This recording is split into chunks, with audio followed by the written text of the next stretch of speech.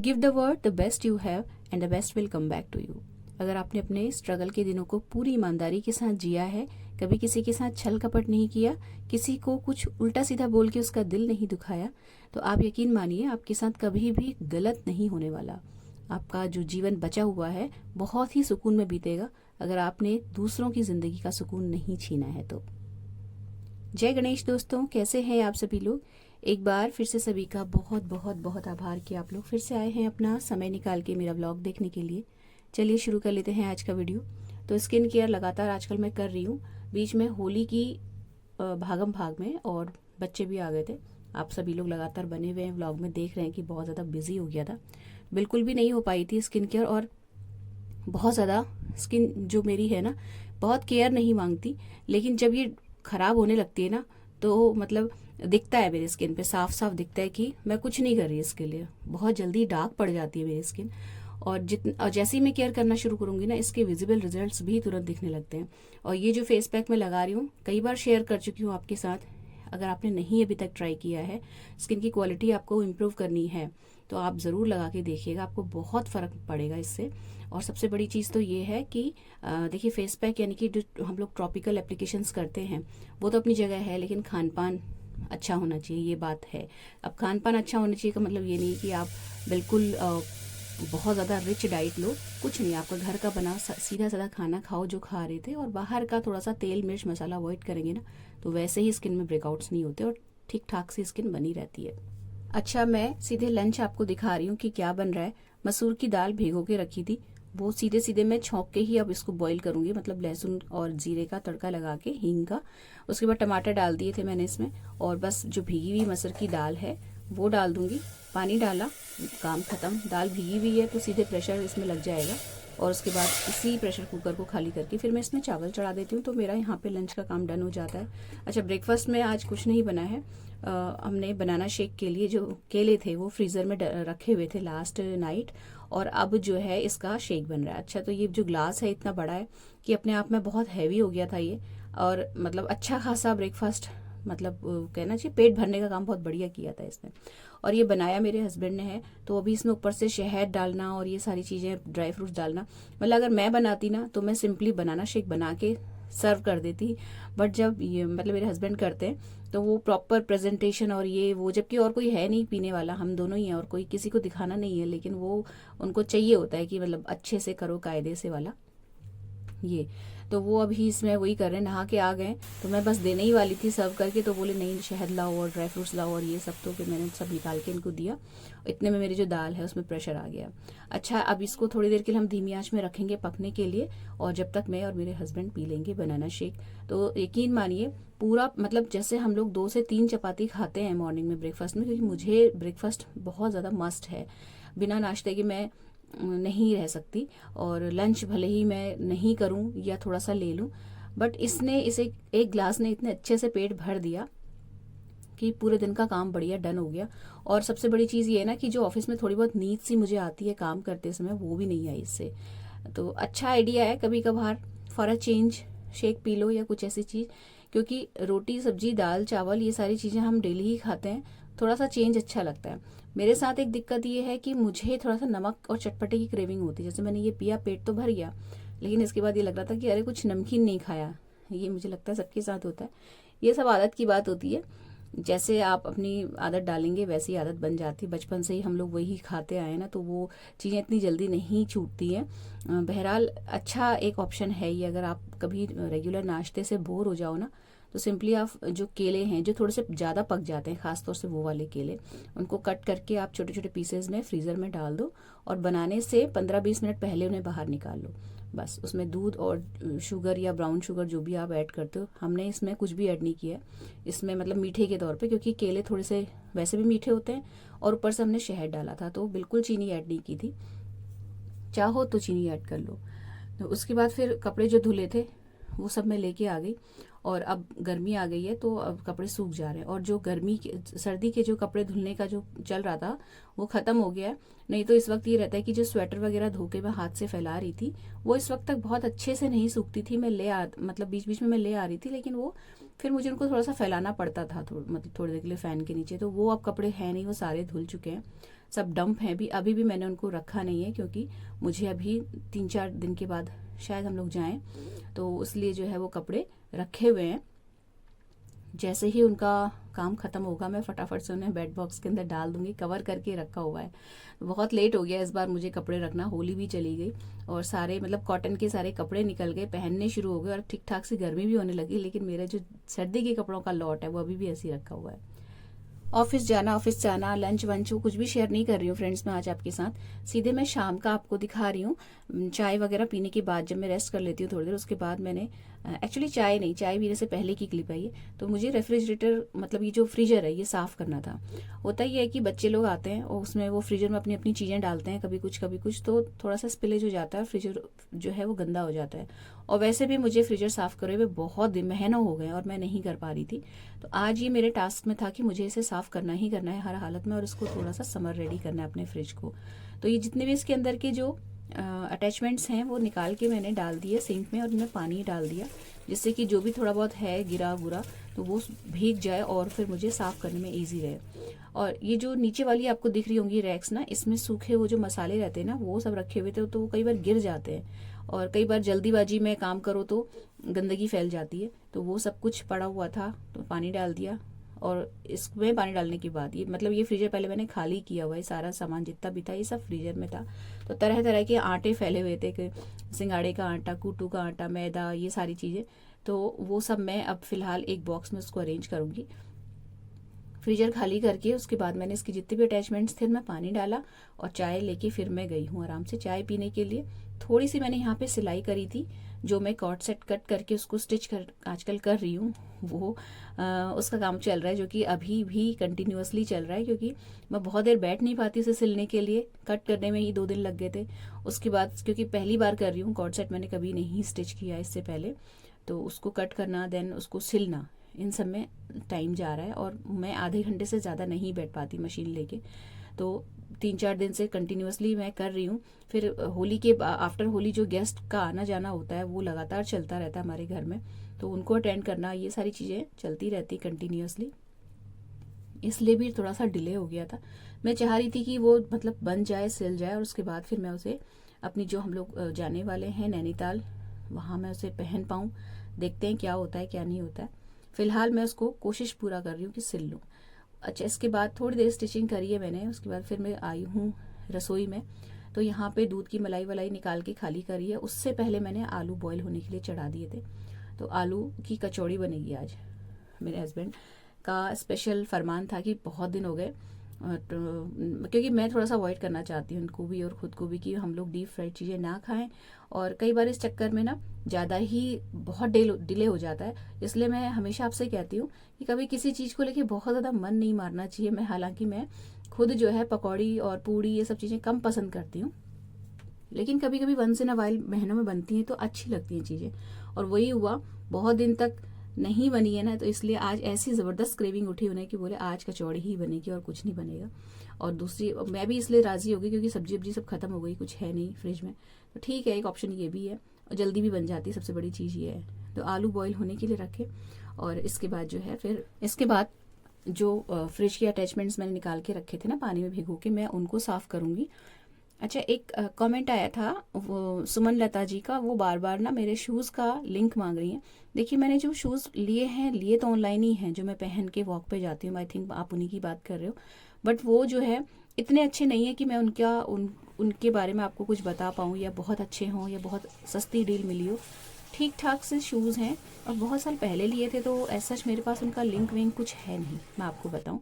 तो आप ना, अगर आप कंफर्टेबल नहीं हो ऑनलाइन शॉपिंग में, तो कोशिश तो आप यही करो कि लोकल स्टोर से ही कोई अच्छा सा जूता फिलहाल के लिए खरीद लीजिए। और इसके अलावा मैं आपको सजेस्ट ये कर सकती हूँ कि डेक्थिलन एक ऐप है, वहाँ आप जाके अच्छे शूज़ और ये जो जैकेट्स वगैरह है ना वो देख सकते हैं। ज़्यादातर जो जैकेट्स होती हैं और विंटर की जो फ्लीस वगैरह होते हैं मैं डेक्थिलन से ही लेती हूँ। आप देख सकते हो उसमें भी बराबर सेल चलती रहती है, तो अच्छा उसमें ब्रांड बढ़िया मिल जाता है, और सेल में तो बहुत अच्छी डील कई बार मिल जाती हैं। एक मेरे नाइकी के शूज़ हैं जो मैंने डिक्थेलन से ही मंगाए थे उस टाइम पे, उसका मैं आपको लिंक कोशिश करूँगी प्रोवाइड कराने की, वो भी बहुत टाइम हो गया खरीदे हुए। ऐसा मेरे पास कोई ऐसे शूज़ नहीं है जो मैंने ऑनलाइन लिए हुए हों, तो मैं आपको लिंक तो नहीं दे पाऊँगी। आप फ़िलहाल के लिए कर सकते हैं कि अपने लिए अच्छा सा जूता एक जो है जोड़ी लोकल स्टोर से ख़रीद के रख लीजिए, अच्छे ब्रांड का लीजिएगा। देखिए जूते और चप्पल एक ऐसी चीज़ें होती हैं जो मुझे नहीं लगता कि कभी भी सस्ते पहनने चाहिए। आप कपड़ों में कॉम्प्रोमाइज़ कर लो, थोड़ा सा कम सस्ता मतलब कम महंगा पहन लो, ठीक ठाक सा पहन लो, लेकिन चप्पल और जूते हमेशा कंफर्टेबल होने चाहिए। वो आपके पोस्चर को भी अफेक्ट करते हैं, और आपको दिन भर काम करने के लिए अगर आपको चाहिए ना कि आप खड़े होकर काम कर रहे हो और आप थको नहीं, तो आपका जूता अच्छा होना चाहिए। जूता हो चाहे सैंडल हो या जो भी आप पहनते हो फुटवियर, बढ़िया क्वालिटी का अच्छी कुशनिंग का होना चाहिए। तो थोड़े से पैसे ज़्यादा इन्वेस्ट कर लो, लेकिन शूज़ हमेशा अच्छे लो, एक ही जोड़ी लो, मत लो आप बहुत सारे जूते, एक ही जोड़ी लो लेकिन ढंग का लो। तो इसलिए मैं हमेशा कहती हूँ कि फुटवियर के साथ कोई कॉम्प्रोमाइज़ नहीं। आप स्लीपर्स पहनो चाहे जो आप, क्योंकि आप दिन भर उनको पहन के चल रहे हैं, तो अगर थोड़ा सा भी आप अनकंफर्टेबल है ना उसमें, तो आपको थकाएगा भी। और सबसे बड़ी चीज़ है कि आपका पोस्चर भी ख़राब होता है ऐसे मतलब सस्ते और कम अच्छे लो क्वालिटी के जूते चप्पल पहनने से। बहुत सारे जूते मिलते हैं मार्केट में, आप अच्छे ब्रांड का खरीदिएगा, लोकल मत खरीदिएगा। फ़िलहाल तो मैं लिंक नहीं दे पाऊँगी आपको। एक कमेंट और आया था, शायद सपना नाम है उनका, उन्होंने गुजिया की रेसिपी मांगी है। देखिए बहुत ज़्यादा ना प्रैक्टिकल अभी हो नहीं पाएगा कि मैं आपके साथ गुजिया की रेसिपी शेयर करूं। जो गुजिया के अंदर स्टफिंग पड़ती है, मसाला जो बनता है, उसकी मैं ऑलरेडी आपको एक व्लॉग में बता चुकी हूँ। वो मैं आपको अगर आप कहेंगी तो लिंक दे दूंगी। वैसे आपको वो वैसे ही दिख जाएगा, आप अगर मेरे चैनल पे जाओगे ना सामने से वो वीडियो आपको दिख जाएगी। और जो जहाँ तक बाहर के कवर की बात है, मैं आपको ओरली बहुत ही सिंपल आपको आइडिया बताती हूँ कि जैसे आप गुजिया का जो मैदा है उसे जब गूंथते हैं ना, तो सबसे पहली चीज़ आपको ये ध्यान रखना है कि आप जो मोयन डालें वो देसी घी का डालें, ठीक है। दूसरा आप ये ध्यान रख सकते हो कि जो आप मोयन डालने के बाद जो बाइंड आता है ना, इतना ज़्यादा बाइंड ना हो कि वो जो एक मुट्ठी बंधने लगते हैं ना, इस लेवल तक हमें मोयन नहीं डालना, मतलब इतना ज़्यादा नहीं डालना है। इकट्ठा हो जाए मुट्ठी में मैदा, लेकिन प्रॉपर वो ऐसे जो बिल्कुल ठोस सा बन जाता है ना, वैसा नहीं होना चाहिए। कारण ये है कि इसके बाद जब हम उसे गूंदेंगे तो हम उसे पानी से नहीं गूंदेंगे, बल्कि हम मैदे को गूंदेंगे दूध से। तो जब आप दूध से पूरा मैदा गूंथते हो ना, तो दूध में भी चिकनाई होती है, तो जो बचा खुचा मोयन का काम है वो दूध कर लेता है।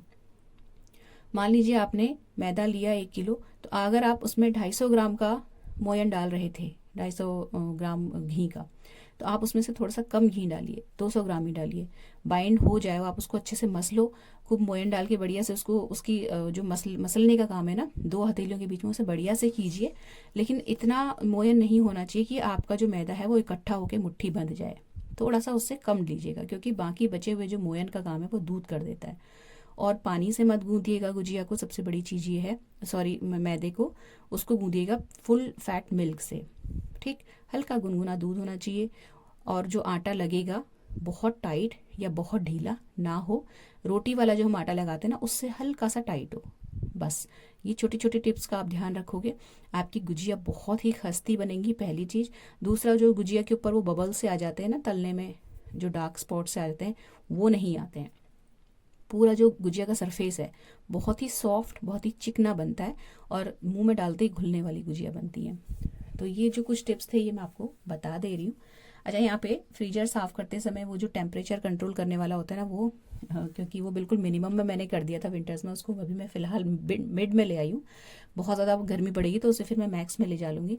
तो यहाँ पे ना मैंने चाय वाय पीने के बाद पहले तो जो आलू बॉयल होने रखे, दूध वगैरह का काम ख़त्म किया, और जो अटैचमेंट्स फ्रीजर से निकाल के रखे थे उनको वॉश करके ड्राई होने के लिए रख दिया, निखरने के लिए। और यहाँ पे मैं जो फ्रीजर है उसको साफ़ कर रही हूँ। तो थोड़ा सा जो स्क्रबर होता है ना, उसमें हल्का सा साबुन लगा के पहले मैंने इसको अच्छे से साफ़ मतलब रगड़ लिया, क्योंकि काफ़ी टाइम हो गया साफ़ किए, तो अंदर गिरी हुई थी चीज़ें। और यहाँ पे मैं मलाई भी रखती हूँ, तो कई बार वो दूध टपक जाता है, कुछ ऐसी चीज़ मतलब हो जाती है। बच्चे कई बार आधी खाई हुई चॉकलेट रख देते हैं। कुल मिला के बैंड बजी हुई थी फ्रीजर की। तो यहाँ पे मैंने पहले इसको अच्छे से साबुन से स्क्रबर से साफ़ किया। और ये जो मैं ऊपर साफ़ कर रही हूँ ना दरवाजे के ऊपर, ये जो एरिया है ऊपर वाला दरवाजे के ऊपर वाला, ये कवर्ड नहीं रहता क्योंकि मैंने फ्रिज के ऊपर कवर डाला हुआ है। बट ये वाला हिस्सा कवर नहीं रहता है क्योंकि दरवाज़ा बार बार खुलता बंद होता है तो कवर नहीं पड़ पाता उसके ऊपर। तो यहाँ पे जो है ऊपर बहुत चिकनाई हो जाती है क्योंकि किचन मेरी खुली हुई है, ओपन है, और इसलिए जो भी ऑयल वगैरह घी वगैरह उड़ता है तो जैसे सारे डिब्बों में लगता है वैसे ही यहाँ पे भी आके इकट्ठा हो जाता है। तो ये जब ऐसे डीप क्लीनिंग होती ना तभी साफ़ होता है। तो वो भी मैंने जूने से अच्छे से साफ़ किया। फिर इसके बाद फाइनली मैंने सारे जो मतलब उसको कई बार पानी से धो के कपड़े से पूरे अंदर वाले फ्रीजर को और बाहर जो ऊपर वाला मैंने दिखाया आपको पोर्शन, उसको पोंछने के बाद फाइनल में इसको एक बार और पोंछ लेके अच्छे से साफ़ चमका ले रही हूँ। इतनी देर में जो अंदर का साफ़ किया था ना फ्रीजर, वो थोड़ा सा सूखता भी रहा क्योंकि मैं बाहर सफाई कर रही थी। इसके बाद जितनी चीज़ें मैंने हटाई थी वो रख रही हूँ। तो ये जो बर्फ़ की ट्रे है और जो फ्रोज़न मटर मैंने करके रखी हुई है वो मैंने अभी हटाई थी साफ़ करने से पहले। मतलब जब मैं चाय लेके गई थी ना तब ये फ्रीजर में ही छोड़ के गई थी। बट अभी फ्रीजर के अंदर वाला हिस्सा कंपार्टमेंट साफ़ करने के लिए मैंने ये बाहर निकाले थे और साफ़ करने के बाद ये वापस अंदर रख दिया है। अभी अटैचमेंट्स नहीं लगाऊंगी क्योंकि वो प्रॉपर ड्राई नहीं हुए थे। तो फ्रीजर फिलहाल साफ़ करने के बाद ये जितने भी अटैचमेंट्स थे इनको मैं बाहर रख दूंगी इस तरीके से खड़ा करके निखरने के लिए। तो ये सोने तक अच्छे से साफ़ सूख जाएंगे। उसके बाद में इनको फ्रीजर में लगा के बाकी जितना भी बाहर सामान पड़ा हुआ है वो सारा अच्छे से सिस्टमेटिकली अरेंज करके लगा दूंगी। तो यहाँ पे मेरा ना फ्रीजर की सफाई का काम बहुत दिन से जो मैं सोच रही थी नहीं हो पा रहा था वो कर लिया।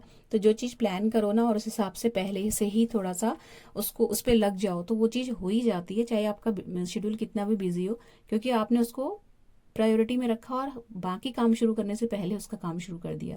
तो फाइनली फ्रीजर साफ़ हो गया ना, तो इसके ऊपर जितने भी मैग्नेट्स थे ये लगा दिए मैंने।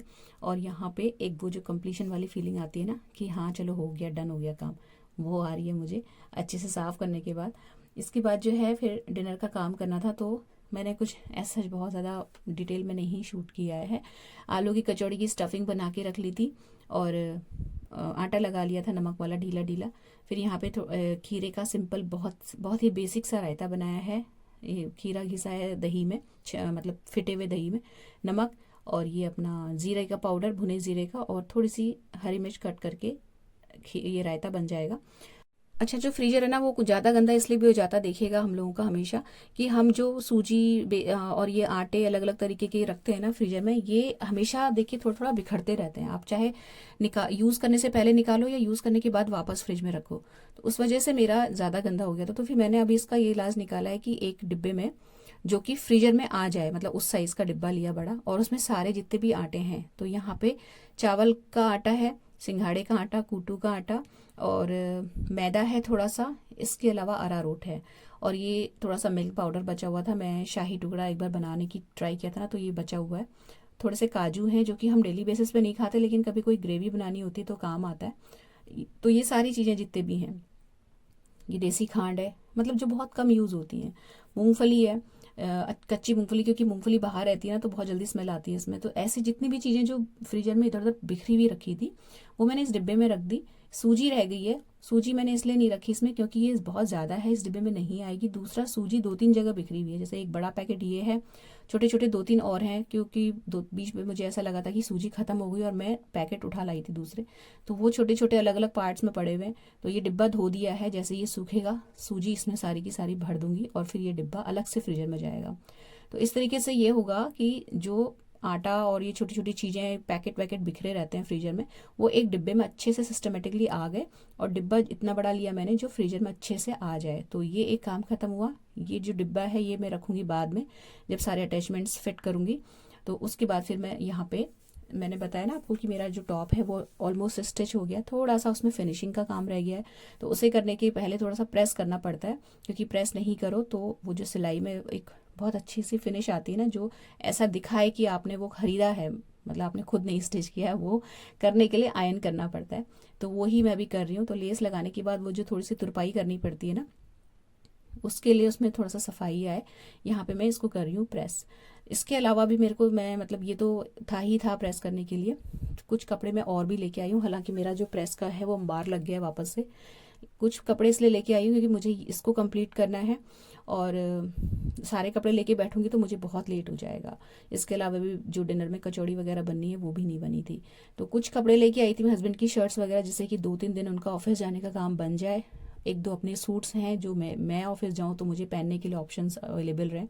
बस इतने ही कपड़े प्रेस किए थे। उन कपड़ों को वापस से जगह पे लगा के फिर मैं बैठ गई थी स्टिचिंग करने के लिए। तो आप लोग कई बार पूछते हैं ना कि आप मतलब इतना बिजी कैसे रहते हो, या बच्चे नहीं है कैसे मन लगाते हो, 1-2 कमेंट आते हैं। देखिए ऐसे ही मन लग जाता है। आपने नोटिस किया होगा कि मेरे घर में टीवी तक नहीं है, मतलब मैंने टीवी तक नहीं लिया हुआ है। मेरे हस्बैंड बीच में बहुत इंसिस्ट कर रहे थे कि बच्चे नहीं हैं, तुम दिन भर घर में अकेले घर में पागल हो जाओगी, तो कैसे रहेगा, कैसे चलेगा काम। मैंने कहा मैं अपना ध्यान खुद रख लूँगी, आप चिंता मत करो, मुझे ज़रूरत होगी तो मैं बोल दूँगी, टीवी आने में टाइम नहीं लगता, लेकिन मैं पहले देख लूँ कि क्या मुझे सच में टीवी की ज़रूरत है या नहीं है। और जब इतना टाइम मुझे रहते हुए हो गया है ना, तो सीरियसली बताऊँ, TV is just a choice. आपको अगर टाइम बर्बाद करना है तो आप टीवी देखो। अगर आपके पास बहुत सारे और काम हैं जो आपको क्रिएटिव बनाते हैं, आपके मतलब आपके दिमाग में फालतू चीज़ें नहीं आने देते हैं, तो आपके पास समय की हमेशा कमी रहेगी, आप बिज़ी रहोगे। ये चीज़ मैंने नोटिस करी, मतलब मैंने प्रैक्टिकली ये देखा है, फील किया है कि एक्चुअली ना हम लोग टीवी और ये सारे जितने भी एक तरीके से जो एडिक्शंस हैं, मोबाइल का एडिक्शन, हम लोग अपने ऊपर खुद ही लगाते हैं और फिर बाद में उसके खुद ही परेशान होते हैं इन सब चीज़ों से। तो अच्छा तरीका ये है कि अगर आप मोबाइल या टीवी देखते भी हैं, देखिए देखने में कोई बुराई नहीं है, लेकिन एक लिमिट हर चीज़ की होनी चाहिए।